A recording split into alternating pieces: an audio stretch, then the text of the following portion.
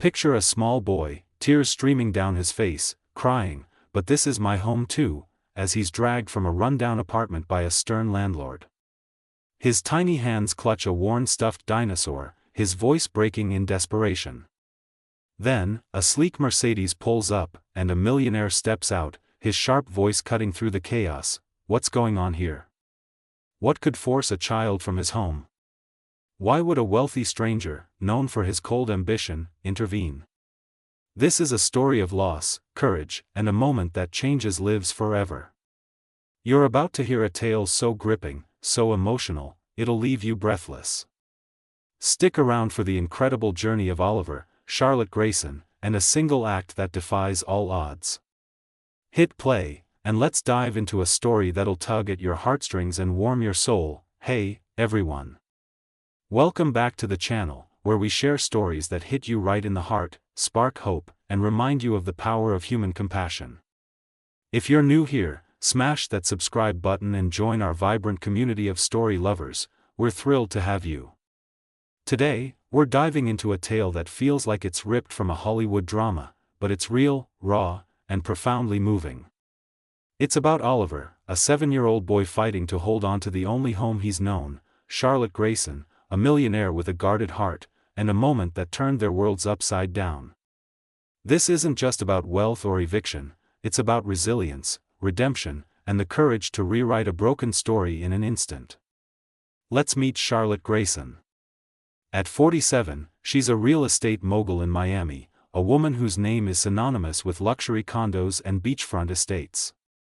Worth over $280 million, Charlotte lives in a Coconut Grove penthouse, a masterpiece of modern design, glass walls overlooking Biscayne Bay, a private infinity pool, marble floors, and an art collection that rivals a museum.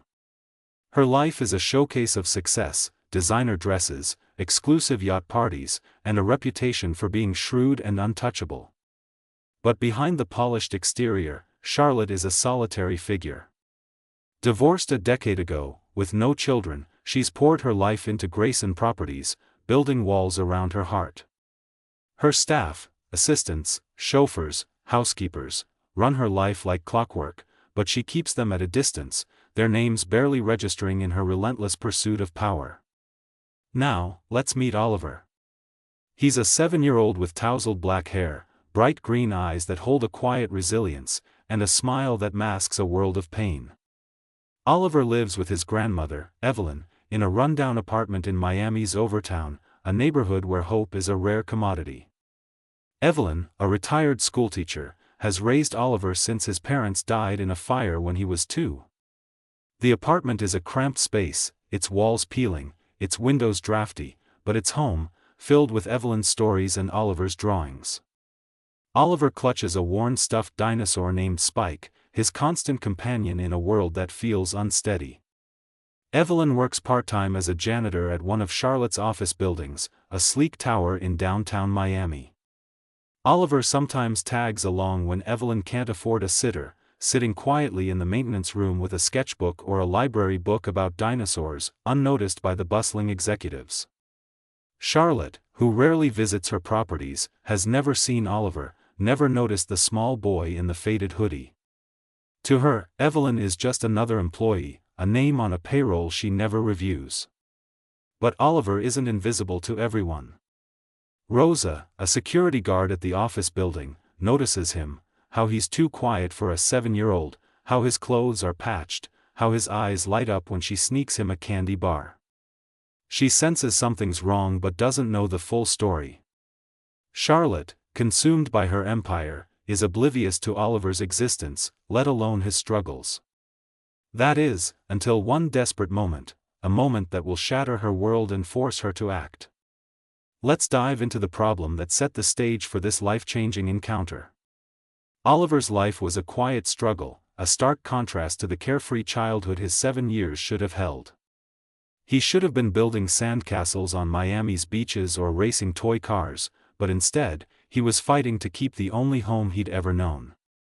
Evelyn, his grandmother, was a loving but frail woman, her health declining from years of hard work and grief over losing her daughter and son-in-law. Their Overtown apartment was a humble refuge, its walls covered with Oliver's crayon drawings of dinosaurs and Evelyn's old family photos. But the neighborhood was tough: crime on the streets, sirens at night, and Evelyn's meager pension and janitorial wages barely covered rent, let alone food or medicine.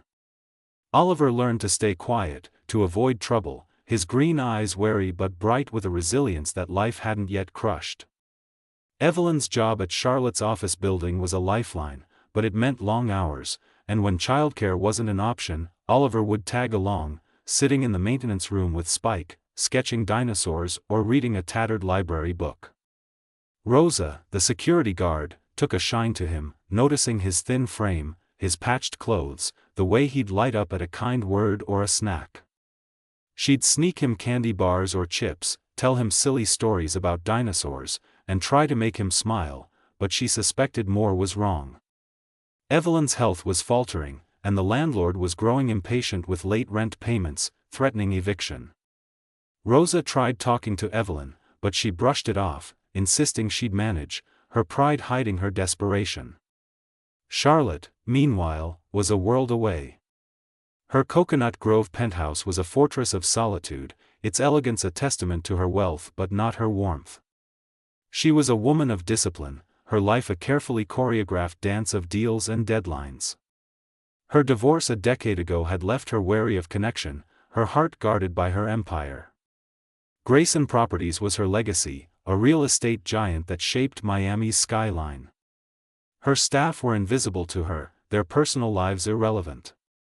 When her property manager mentioned Evelyn's inconsistent hours due to health issues, Charlotte was dismissive. "Replace her if she's unreliable," she'd say, her mind on a $200 million resort deal. Oliver's existence, Evelyn's struggles, none of it registered. But Oliver's world was crumbling. Evelyn's health worsened, her heart condition making work harder, and the landlord's threats grew serious. One sweltering afternoon, after months of unpaid rent, the landlord arrived with a sheriff to evict them. Oliver, home from school, clung to Evelyn, crying, "But this is my home too," as the landlord dragged him toward the door. His voice, raw with fear, echoed through the apartment. Charlotte, by chance, was driving through Overtown after a nearby site inspection, her Mercedes passing the apartment complex. She heard Oliver's cries and saw the scene unfolding through her window. She stepped out, her voice sharp as she demanded, "What's going on here?" Charlotte didn't know Oliver, didn't know his story, but his desperate cry cut through her hardened exterior. Who was this boy, and why was he being torn from his home? Let's go back to understand how this moment unfolded, and what Charlotte did next to change everything. To grasp the full weight of that moment, we need to rewind to Oliver's life before that sweltering afternoon. He was born to loving parents, Maria and Daniel, who filled their Overtown apartment with warmth, bedtime stories about dinosaurs, homemade meals, and laughter. But a fire when Oliver was two claimed both their lives, leaving him in the care of Evelyn, his grandmother. Evelyn, a retired schoolteacher, poured her love into Oliver, raising him in the same apartment, now a shadow of its former joy. The space was cramped, its walls peeling, but it was home, filled with Oliver's drawings and Evelyn's stories of his parents. Oliver was a quiet kid, his green eyes bright with a curiosity that life hadn't yet extinguished. He loved dinosaurs, spending hours sketching Spike as a T-Rex hero or reading library books about prehistoric worlds. But hunger and fear were constant companions. Evelyn's pension and part-time job meant meals were sparse, rice and beans, a slice of bread, and the apartment's heat was unreliable, leaving Oliver shivering under thin blankets. Overtown was a tough neighborhood, with crime and sirens a constant backdrop, and Oliver learned to stay small, to avoid trouble, to keep his head down. When Evelyn worked late at Charlotte's office building, a sleek glass tower in downtown Miami, Oliver would tag along, sitting in the maintenance room with Spike, sketching or reading to escape his fears. Rosa, the security guard, became his quiet ally. A warm woman in her 40s, she noticed Oliver's thin frame, his patched hoodie, the way his eyes lit up at a candy bar or a kind word. She'd tell him stories about dinosaurs ruling the earth, hoping to coax a smile, but she saw the signs of hardship, his hunger, his weariness. She tried talking to Evelyn about Oliver's needs, but Evelyn, proud and protective, insisted she was managing, hiding her declining health and financial strain. Charlotte, meanwhile, was a woman of precision, her life a carefully curated empire. Her divorce had left her guarded, her penthouse a showcase of wealth but not warmth. Grayson Properties was her life's work, a real estate giant that owned Miami's skyline. Her staff were cogs in her machine, their personal lives irrelevant. When her property manager mentioned Evelyn's health-related absences, Charlotte was detached. "Handle it," she'd say, her mind on a $200 million deal. She didn't know Oliver existed, didn't know a boy was fighting to keep his home under her city's shadow. But Oliver's world was fracturing. Evelyn's heart condition worsened, making work nearly impossible, and the landlord's patience ran out. The eviction notice was final, and that afternoon, the landlord and sheriff arrived to force them out. Oliver, clinging to Evelyn and Spike, cried, "But this is my home too," as he was dragged toward the door. Charlotte, passing by, heard his plea and stepped out of her Mercedes, demanding answers. Rosa, who'd heard about the eviction, arrived to explain Evelyn's struggles. Charlotte's heart clenched. She didn't know this boy, but she couldn't let him lose everything. Charlotte acted swiftly. She called her lawyer to halt the eviction, paid the back rent, and arranged for a social worker to assess Evelyn and Oliver's situation. She confronted the landlord, ensuring he backed off, and promised Evelyn support, but only if Oliver was protected immediately. That moment outside the apartment was a turning point. Oliver's cry, "But this is my home too," shattered Charlotte's detachment, piercing the walls she'd built around her heart. She learned from Rosa about Evelyn's health, the fire that took Oliver's parents, and the eviction threat. Charlotte paid the back rent to secure the apartment and arranged for a social worker to ensure Oliver's safety. She funded Evelyn's medical care, giving her a chance to recover. But Charlotte didn't stop there. She visited Oliver, bringing dinosaur books and art supplies, learning his love for sketching and stories. "You're safe now," she promised, kneeling to meet his green eyes, which flickered with hope. When Evelyn's health remained fragile, Charlotte petitioned to become Oliver's guardian, determined to give him a stable home. The court approved, and Oliver moved into her penthouse, his drawings brightening its silent halls, his laughter a new melody in her life. Oliver's story is about more than a millionaire's rescue, it's about the power of one moment to save a home and a heart. Charlotte didn't just save Oliver, she found purpose in his resilience. She became his guardian, turning her penthouse into a home filled with warmth, dinosaur stories, and love. Evelyn, now recovering, visits regularly, grateful for Charlotte's support.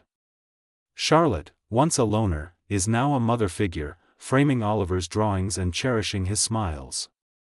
Today, Oliver is a thriving 8-year-old, his laughter echoing through the penthouse. Charlotte funds a foundation for families facing eviction, inspired by Oliver's courage. This story shows that compassion can rewrite futures, that one act can keep a child's world whole. If Oliver's story moved you, hit that like button and share it with someone who needs hope. Subscribe and ring the bell for more inspiring stories. Drop a comment. Have you ever witnessed an act of kindness that changed a life? We'd love to hear your story. Let's spread compassion together. See you in the next video.